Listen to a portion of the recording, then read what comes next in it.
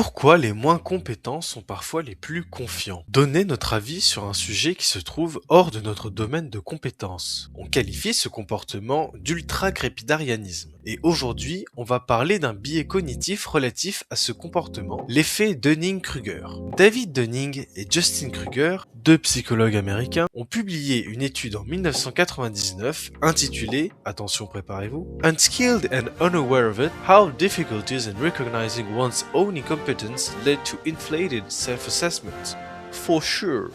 Dunning et Kruger commencent à coécrire leur étude à la suite du cambriolage de plusieurs banques dans la ville de Pittsburgh en 1995. Ils se seraient tous les deux intéressés aux cambrioleurs qui, après s'être fait arrêter, auraient révélé pourquoi ils ne s'étaient pas masqué le visage quand ils sont entrés dans les banques. Si vous ne connaissez pas la suite de l'histoire, vous risquez d'être surpris. Ils pensaient qu'en se badigeonnant le visage de jus de citron, leur visage deviendrait invisible pour les caméras. L'un des deux braqueurs a réussi à faire croire à son acolyte que, comme l'écriture invisible à base de jus de citron qui ne peut être vu qu'en chauffant le papier, les caméras ne pouvaient voir leur visage, je vous jure que c'est vrai. En lisant l'affaire dans les journaux, Dunning, intrigué, en parle à Kruger. Les deux psychologues mènent alors une expérience qu'ils retranscrivent dans leur étude. Plusieurs étudiants sont appelés pour passer une série de tests de grammaire, de logique et d'humour. Il s'agit alors de distinguer la compétence réelle et l'auto-évaluation des étudiants. Les résultats sont les suivants. L'auto-évaluation de ceux qui ont le moins bien réussi certains tests, notamment logique,